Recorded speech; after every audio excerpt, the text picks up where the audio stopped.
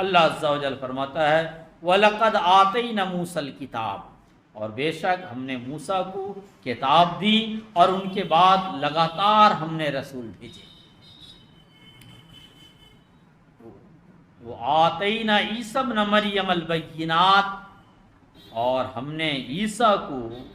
روشن نشانیاں عطا کی. وَأَيَّدْنَاهُ بِرُوحِ الْقُدُسِ، اور ہم نے ان کی مدد کی جبریل علیہ السلام سے. أَفَكُلَّمَا جَاءَكُمْ رَسُولٌ بِمَا لَا تَهْوَىٰ أَنفُسُكُمُ اسْتَكْبَرْتُمْ، تو کیا ہر بار ایسا نہیں ہوا کہ جب بھی رسول تمہارے پاس پیغام لے کر آیا جو تمہاری مرضی کا نہیں تھا، تو تم میں کا ایک گروہ نے نبیوں کو جھٹلایا اور نبیوں کی ایک جماعت کو تم نے قتل کر ڈالا. بنی اسرائیل کی باتیں لگاتار چل رہی ہیں، اسی میں ہمارے لیے علاج بھی ہے اور اسی میں ہمیں بیماری ڈھونڈنی بھی ہے. بنی اسرائیل کی ایک فطرت بتائی گئی. بنی اسرائیل پر اللہ نے جو احسانات کیے، ایک احسان بتایا کہ ہم نے بنی اسرائیل کو یتیم نہیں چھوڑا، بے یار و مددگار کے نہیں چھوڑا، بغیر رہبر و رہنما کے نہیں چھوڑا، ہمیشہ ہم نے ان کی رہبری کی اور موسیٰ کو بھیجا. اور موسیٰ کے بعد ہم نے یہ سلسلہ ٹوٹنے نہیں دیا کہ ایک نبی کے جانے سے پہلے دوسرے نبی تشریف لے آتے تھے، ایک نبی کے انتقال سے پہلے دوسرے نبی آ جاتے تھے. اور نبی کی اگر رہبری ہو، نبی کی دیکھ ریکھ ہو، نبی کی نگہبانی ہو، نبی کی سرپرستی ہو، تو قوم کے بھٹکنے کا سوال نہیں ہوتا. اللہ عز و جل کا ہم پر احسان کہ اگر ہم کسی صحیح رہبر کے ساتھ ہو جاتے ہیں جو فقط اللہ کی بات کرتا ہے، اس کے حبیب صلی اللہ علیہ وآلہ وسلم کی بات کرتا ہے، حق بولتا ہے، اخلاص کے ساتھ بولتا ہے، منہ دیکھی بات نہیں کرتا، تو ایسے آدمی کی صحبت اگر ہمیں نصیب ہو جائے، سنگت اگر ہمیں نصیب ہو جائے، آپ سمجھیے زندگی کا معراج ہے، زندگی کی بہت بڑی نعمت ہے اور وہ آدمی بہک نہیں سکتا. بنی اسرائیل پر اللہ کا احسان تو تھا کہ وہ نبیوں کا سلسلہ چلتا رہتا تھا، مگر یہ قوم ایسی گئی گزری تھی کہ نبیوں کی موجودگی میں بھی شرارت، فتنے اور گندی حرکتوں سے باز نہیں آتی تھی. عیسیٰ علیہ السلام کو بھیجا روشن نشانیوں کے ساتھ. ہوتا یوں تھا کہ جیسے موسیٰ علیہ السلام کو رب نے بھیجا اور کتاب دی تورات. موسیٰ علیہ السلام کے بعد نبیوں کی ایک بہت بڑی جماعت آئی جو صرف لوگوں کو تورات کے حکم کے مطابق چلنے کا حکم دیتے تھے. جیسے آج ہم آپ کے سامنے کھڑے ہوتے ہیں تو ہم میں سے کوئی ہو، کسی قبیلے کا ہو، کسی خاندان کا ہو، کوئی باپ بڑے باپ کا بیٹا ہو یا غریب باپ کا بیٹا ہو، کوئی بھی ہو، جیسا بھی ہو، لیکن جو وہ یہاں کھڑا ہوتا ہے تو اس کو بات اللہ کی کرنی ہوتی ہے، اللہ کے نبی کی کرنی ہوتی ہے، قرآن مقدس کی بات کرنی ہوتی ہے، یا حدیث مصطفیٰ علیہ التحیۃ و ثنا کی بات کرنی ہوتی ہے. موسیٰ علیہ السلام کے بعد جتنے نبی آئے سب کو بات کرنی ہوتی تھی تورات کی، مگر اس کے باوجود بھی یہ لوگ ان کے پیچھے پڑ جاتے تھے. عیسیٰ علیہ السلام کو جب رب نے بھیجا تو ان میں جو بہت سی کمیاں پیدا ہو گئی تھیں، یا بہت سی چیزوں کو جو اللہ نے اس سے پہلے حرام کیا تھا یا کئی چیزوں کو حلال کیا تھا، وہ کچھ چیزوں کو حرام کرنا چاہتا تھا، کچھ چیزوں کو حلال کرنا چاہتا تھا، کچھ سختیاں دور کرنا چاہتا تھا. تو تورات کے بعد انجیل ایک نیا نظام کے ساتھ اور نئے طور طریقے اور نئے احکامات کے ساتھ آئے. ایسی صورت میں عیسیٰ علیہ السلام کو بنی اسرائیل کا تسلیم کر لینا یہ آسان کام نہیں تھا. اس لیے اللہ عز و جل نے عیسیٰ علیہ السلام کو بنی اسرائیل مان لے ایسی روشن نشانی عطا کر دی جو کسی انسان کے بس کا نہیں تھا سوائے نبی و پیغمبر کے. وہ کیا تھی؟ روح القدس سے مدد کی، یعنی جبریل علیہ السلام کو اللہ عز و جل نے عیسیٰ علیہ السلام کے لیے لگا دیا کہ یہ آپ کی تائید کریں گے، یہ آپ کی مدد کریں گے۔ آپ عیسیٰ علیہ السلام کی کہانی پڑھیے، جبریل علیہ السلام کو ہر مقام پہ پائیں گے۔ اور عیسیٰ علیہ السلام کو اللہ عز و جل نے ایسے معجزات عطا کیے کہ ماں کے پیٹ سے بھی اگر کوئی اندھا پیدا ہوا ہے اور آپ آنکھ پہ ہاتھ رکھ دیں اور کہیں اللہ شفا دے دے، تو بے شک میرا رب شفا دے دیتا تھا۔ اور کوئی ایسا بیمار ہو جائے جس کا علاج دنیا کے طبیبوں کے پاس نہ ہو، اور عیسیٰ علیہ السلام پھونک دیں، دم کر دیں، اور اللہ عز و جل اس بیماری کو دور کر دے۔ گویا عیسیٰ علیہ السلام کا یہ معجزہ لوگوں کو یہ سبق دے رہا تھا کہ لوگوں، میں تم جیسا طبیب نہیں، تم جیسا ڈاکٹر نہیں، تم جیسا عام بشر اور عام انسان نہیں، بلکہ اللہ کا پیغمبر اور روح اللہ اور کلمت اللہ ہوں۔ مگر عیسیٰ علیہ السلام جب تشریف لائے تو بنی اسرائیل بفر گئے، بجائے ہاتھوں ہاتھ لینے کے، بجائے ان کی اتباع اور پیروی کرنے کی، ان کی نصیحتوں کو ماننے اور اپنے آپ کو خدائے عز و جل کے نزدیک کرنے کے، ان بدبختوں نے کیا کیا؟ عیسیٰ علیہ السلام پر الزامات لگانے شروع کر دیے، عیسیٰ علیہ السلام پر الزامات لگانے شروع کیے۔ اور اس سے پہلے انہوں نے کئی نبیوں کو جھٹلایا تھا، کئی نبیوں کو قتل کیا تھا۔ زکریا علیہ السلام کو قتل کر دیا، یحییٰ علیہ السلام کو قتل کر دیا، اور عیسیٰ علیہ السلام کو قتل کرنے کی پوری کوشش کی، مگر اللہ نہیں چاہتا تھا، کامیاب نہیں ہو سکے، لیکن گھیر لیا تھا، محاصرے میں لے لیا تھا۔ گھر کے اندر رہتے عیسیٰ علیہ السلام گئے اور اللہ عز و جل نے اپنی قدرت دکھائی، ان کو آسمان کی طرف اٹھا لیا۔ یہ کر کون رہے تھے؟ کوئی کافر نہیں، کوئی مشرک نہیں، وہ لوگ جو نبیوں کا کلمہ پڑھنے والے، وہ لوگ جو اللہ کو یہ مانتے ہیں، یہ انہی لوگوں کی حرکت تھی۔ اب آپ کہیے اس میں ہمارے لیے کیا ہے؟ ہم ایک آیت اور پڑھتے ہیں پھر بتاتے ہیں۔ وَقَالُوا قُلُوبُنَا غُلْفٌ، اور یہود نے کہا ہمارے دلوں پر غلاف ہیں۔ اب بات نبی کریم صلی اللہ علیہ وسلم تک آ گئی۔ ابھی تک جو باتیں تھیں وہ آپس میں ان کی باتیں تھیں، ان کو بتایا تو جا رہا تھا کہ ایک آخری پیغمبر آنے والے ہیں جن کا نام احمد ہے، مگر جب محمد رسول اللہ صلی اللہ علیہ وسلم آ گئے اور ان کو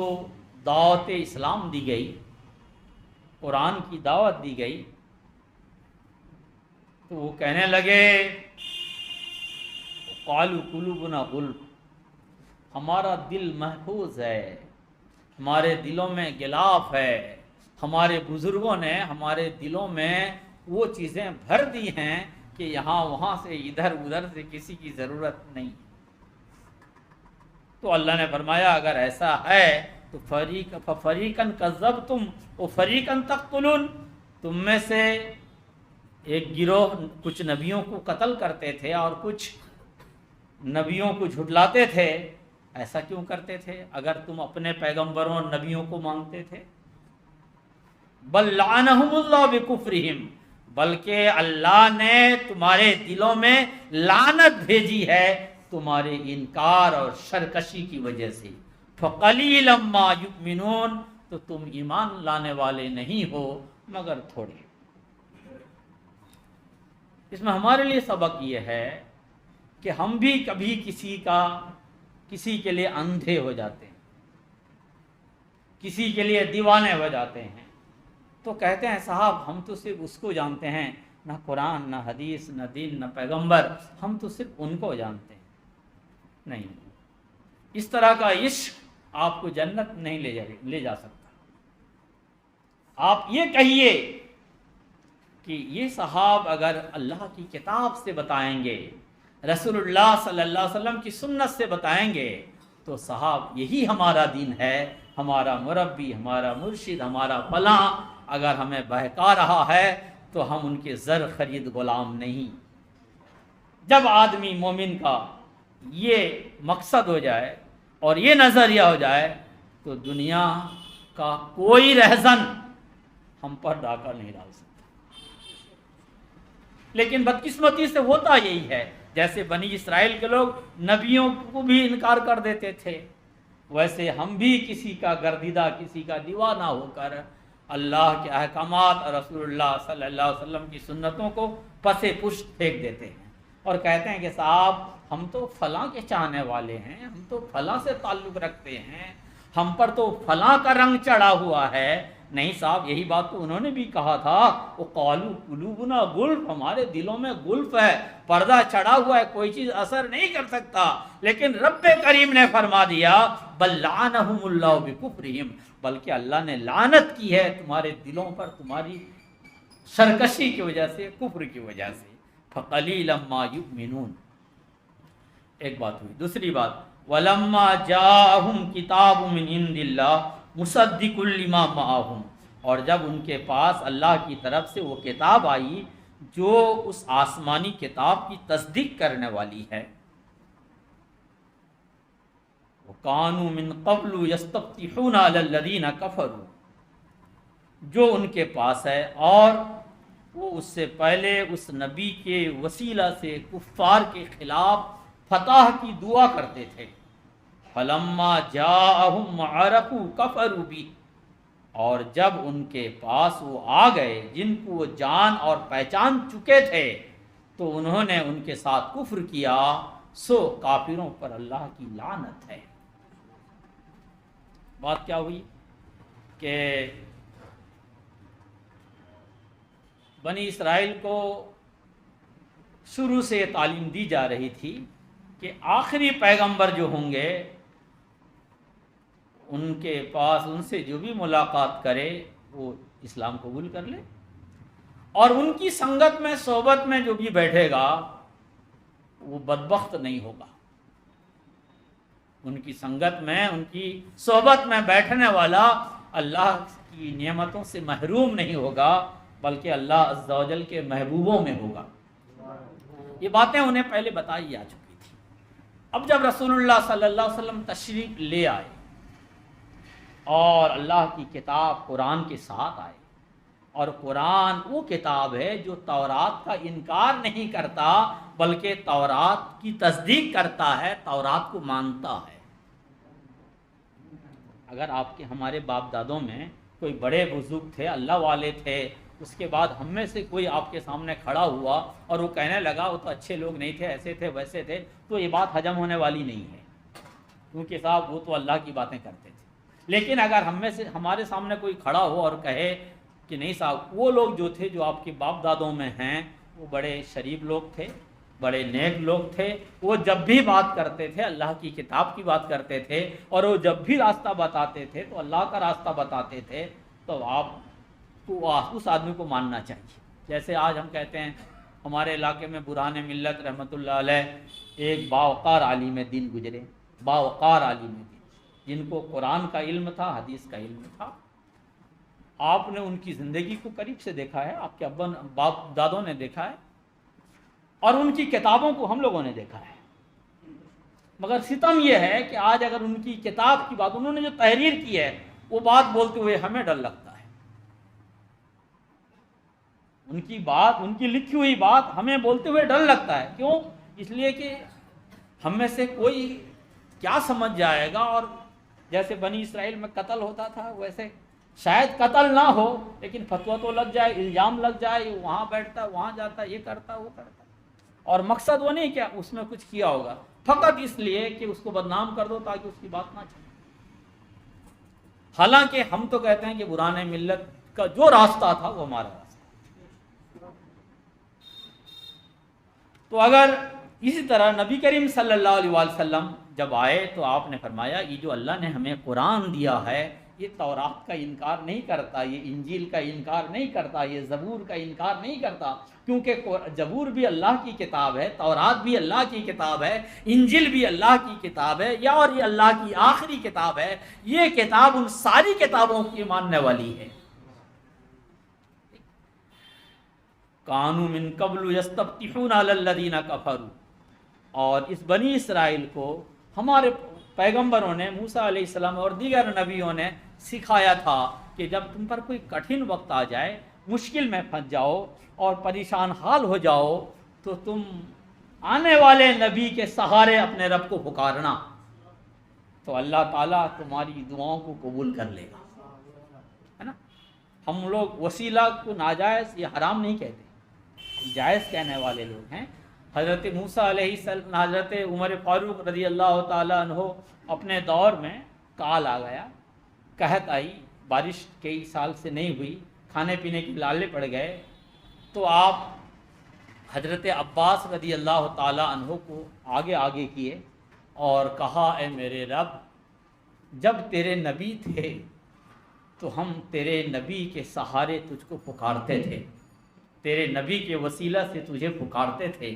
اور اب ہم تیرے نبی کے ابا جان اور چچا جان کو آگے کیے ہیں، اے اللہ ان کے چچا کے صدقے ہم پر بارش برسا دے۔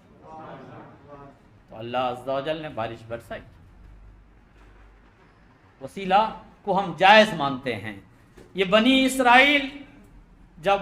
دشمنوں سے جن کا جنگ ہوتا، خاص طور سے مدینہ کی جو آپ اگر جغرافیہ دیکھیں نا، مدینہ میں جو لوگ بسے ہوئے تھے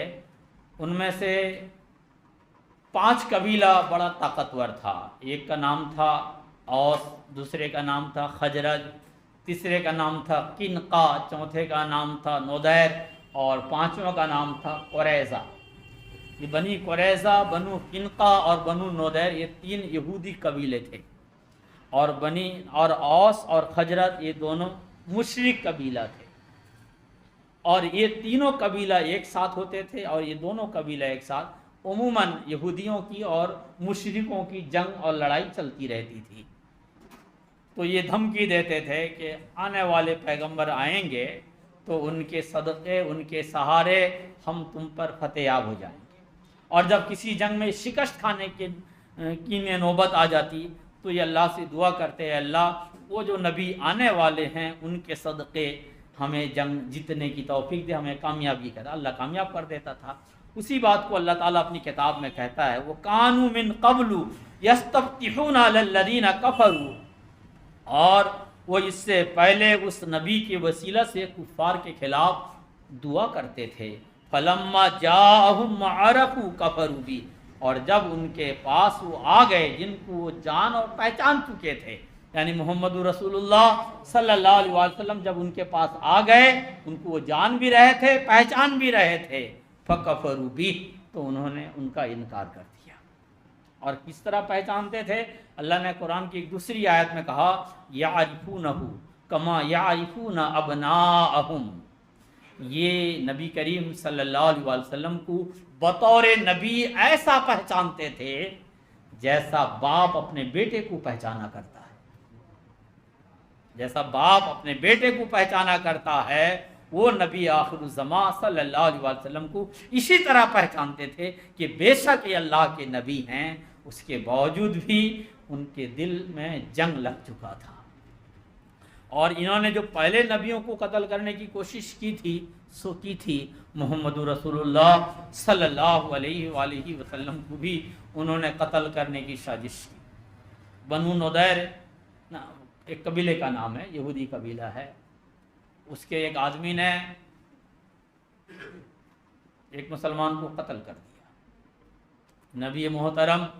صلی اللہ علیہ وآلہ وسلم نے فرمایا ان کی خون کا بدلہ دو، خون بہا دو۔ انہوں نے آپ کو بلایا، آپ اور صدیق اکبر، فاروق اعظم رضی اللہ تعالیٰ عنہما اور چند صحابہ وہاں پہنچے۔ ان لوگوں نے ایک مقام پہ آپ کو بیٹھایا، اور انہوں نے پہلے سے سازش یہ کی کہ ہم لوگ اس دیوار کے کنارے بیٹھائیں گے، تم دیوار کے اوپر چلے جانا، وہاں ایک بڑا سے پتھر رکھا ہے، اسے لڑکا دینا، تاکہ محمد اور ان کے ساتھی نعوذ باللہ من ذالک وہ ان کا کام تمام ہو جائے۔ اور وہ اس سازش میں کامیاب ہو جاتے۔ نبی کریم صلی اللہ علیہ وسلم جا کے وہاں بیٹھ گئے، اور اللہ عز و جل نے سیدنا جبریل علیہ السلام کو بھیجا اور محمد رسول اللہ صلی اللہ علیہ وسلم کو باخبر کیا کہ یا رسول اللہ آپ یہاں سے جلد اڑ جائیں، لوگوں کا قتل کرنے کا منصوبہ ہے۔ آپ وہاں سے فوراً اٹھ کے آ گئے۔ انہوں نے لاکھ روکنے کی کوشش کی، آپ نہ رکے۔ پھر چند دن گزرا، آپ نے پیغام بھیجا کہ تم نے جو حرکت کی وہ قابل معافی نہیں ہے، لیکن ہم تم سے جنگ نہیں چاہتے، صلح چاہتے ہیں، لہٰذا اپنی جو صلح ہے اس کی تجدید کر لو، دوبارہ کر لو، نئے سرے سے کر لو۔ انہوں نے آپ کو بلایا اور یہ کہہ کے بلایا آپ 3 سے 4 آدمی مت آئیے اور آ کر ہمارے علماء سے ڈسکس کیجئے، مناظرہ کیجئے، اگر وہ ایمان لے آئے تو ہم بھی ایمان لے آئیں۔ اور اس بار بھی ان کا نظریہ تھا کہ یہ 3 لوگ آئیں گے، راستے میں ان کو ہم ختم کر دیں۔ اللہ عز و جل نے آپ کو آگاہ کیا کہ راستے میں آپ کے قتل کی سازش ہے، آپ لوٹ آئے، اور یہی قبیلہ جا کر خیبر میں بس گیا۔ اور جب نبی کریم صلی اللہ علیہ وسلم نے خیبر میں جنگ جیتی تو یہودی عورت آئی اور کہا یا رسول اللہ صلی اللہ علیہ وسلم، میں چاہتی ہوں کہ آپ میری دعوت کو قبول کریں۔ رسول اکرم صلی اللہ علیہ وسلم اس دشمن قوم کی ضعیفہ کی بوڑھی عورت کی دلجوئی کے لیے اس کی دعوت قبول کر لی، اور اس ملعونہ عورت نے آپ کے لیے جو بکرے کا گوشت تیار کیا اس میں زہر ملا دیا۔ آپ اپنے چند صحابہ کے ساتھ کھانے میں شریک ہوئے اور ایک صحابی نے اس کو فوراً کھا لیا تو وہ وہیں شہید ہو گئے، اور نبی کریم صلی اللہ علیہ وسلم نے جیسے ہی منہ میں رکھا اللہ عز و جل نے آپ کو باخبر کیا کہ یا رسول اللہ اس پہ زہر ملایا گیا۔ اور رسول اللہ صلی اللہ علیہ وسلم فرماتے تھے اپنے آخر وقت میں کہ مجھے اس زہر کا اثر ہو رہا۔ اسی علماء کا ایک طبقہ کہتا ہے کہ نبی کریم صلی اللہ علیہ وسلم میدان جنگ میں تو شہید نہیں ہوئے، لیکن آپ کی بھی شہادت ہے اس لیے کہ ظالموں نے، دشمنوں نے آپ کو زہر دیا تھا۔ تو یہ جو یہودیوں کی سازشیں تھیں وہ رسول اکرم صلی اللہ علیہ وسلم کے ساتھ جاری تھی۔ کل ان کانت لکم الدار الآخرۃ عند اللہ خالصۃ من دون الناس فتمنوا الموت ان کنتم صادقین۔ آپ کہیے کہ اگر دار آخرت اللہ کے نزدیک اور لوگوں کے بجائے خصوصیت تمہارے لیے ہے، فتمنوا الموت، تو اگر تم سچے ہو تو موت کی تمنا کرو۔ وَلَن يَتَمَنَّوْهُ أَبَدًا بِمَا قَدَّمَتْ أَيْدِيهِمْ وَاللَّهُ عَلِيمٌ بِالظَّالِمِينَ، اور جو اعمال وہ پہلے کر چکے ہیں ان کی وجہ سے وہ موت کی ہرگز تمنا نہیں کریں گے، اور اللہ ظالموں کو خوب جانتا ہے۔ وہ ڈینگیں مارتے تھے کہ صاحب ایسا ہے آپ ہمارا چھوڑ دو، ہم لوگ جنتی لوگ ہیں۔ اور سے سنیے گا، بنی اسرائیل کی جو فطرت ہے نا وہ ہم میں کہیں نہ کہیں رستی بستی جا رہی ہے۔ ہمیں سمجھانا نصیحت کرنا چھوڑ دو، ہمیں اپنے حال میں چھوڑ دو، جنت ہمارے لیے ہے، ہم جنت کے لیے ہیں۔ اللہ عز و جل نے نبی کریم صلی اللہ علیہ وسلم سے کہا اگر تم جنتی لوگ ہو تو دنیا کی آزمائشوں میں کیوں ہو؟ اللہ سے دعا کرو موت آ جائے، پھر جنت تو ابا کی جاگیر ہے۔ تو اللہ عز و جل نے فرمایا وَلَن يَتَمَنَّهُ أَبَدًا بِمَا قَدَّمَتْ أَيْدِيهِمْ، وہ کبھی بھی موت کی تمنا نہیں کریں گے، اس لیے انہیں معلوم ہے ان کے سیاہ کارنامے، ان کو سیاہ۔ آج بھی اگر آپ کسی کو اچھی بات کی دعوت دیتے ہیں نا، دین کی دعوت دیتے ہیں، اور وہ شیطانیت میں مغلوب ہو کر آپ کو فراٹے کے ساتھ اور چرب زبانی سے غلط جواب دیتا ہے، ذرا محبت سے کہیے گا کہ بھائی صاحب اگر اتنے اچھے بھلے ہو تو جنت میں تو نعمتیں ہی نعمت ہیں، یہاں اگرچہ خوشحال زندگی گزار رہے ہو لیکن پھر بھی تو مشقت کرنی پڑتی ہے، دوڑنا بھاگنا پڑتا ہے، وہاں تو بھوریں انتظار کر رہی ہیں، لہٰذا موت کی تمنا کرو اور چلے جاؤ۔ تب ان کو دین میں پھر تارے نظر آئیں گے کہ نہیں صاحب وہ جتنا اچھے ہم اپنے آپ کو بول رہے ہیں اتنے اچھے ہیں نہیں۔ رب نے فرمایا وَلَتَجِدَنَّهُمْ أَحْرَصَ النَّاسِ عَلَىٰ حَيَاءٍ وَمِنَ الَّذِينَ أَشْرَكُوا يَوَدُّ أَحَدُهُمْ لَوْ يُعَمَّرُ أَلْفَ سَنَةٍ وَمَا هُوَ بِمُزَحْزِحِهِ مِنَ الْعَذَابِ أَن يُعَمَّرَ وَاللَّهُ بَصِيرٌ بِمَا يَعْمَلُونَ۔ آپ ضرور دیکھیں گے کہ وہ اور لوگوں سے اور مشرکین سے بھی زیادہ زندگی کے دلدادہ ہیں، یعنی جس آدمی کو اللہ پر یقین ہوتا ہے، اس کے فیصلے پر یقین ہوتا ہے، اپنی معصومیت کا یقین ہوتا ہے، وہ آدمی چاہے گا کہ ہم حق بولیں گے، سچ بولیں گے، سیدھے راستے پر رہیں گے، اس راستے پر جو مشکلات آئیں گے، آزمائش آئیں گی، اس سے گزرنے کی کوشش کریں گے، اور اگر زندگی کی کہانی تمام ہو گئی ہے تو بھی الحمدللہ قبول کریں گے، اور اگر ایسا نہیں ہے تو حدیث میں ہے، اللہ کے نبی صلی اللہ علیہ وسلم فرماتے ہیں جب تک تمہاری روزی کا ایک دانہ،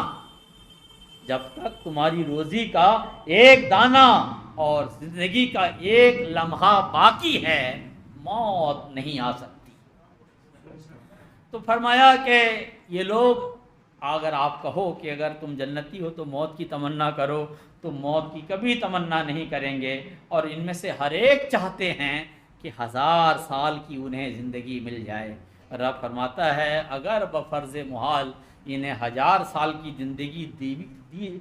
دی گئی تب بھی یہ جہنم سے بچ نہیں سکتے۔ واللہ بصیر بما یعملون، اور وہ جو کچھ کرتے ہیں اللہ خوب جانتا ہے۔ اللہ عز و جل ہمارے لیے یہ آئینہ رکھا ہے، ہمیں اس آئینہ سے اپنے چہرے کے گرد و غبار اور دل کی خرابیوں کو دیکھنے کی توفیق عطا فرمائے، آمین یا رب العالمین۔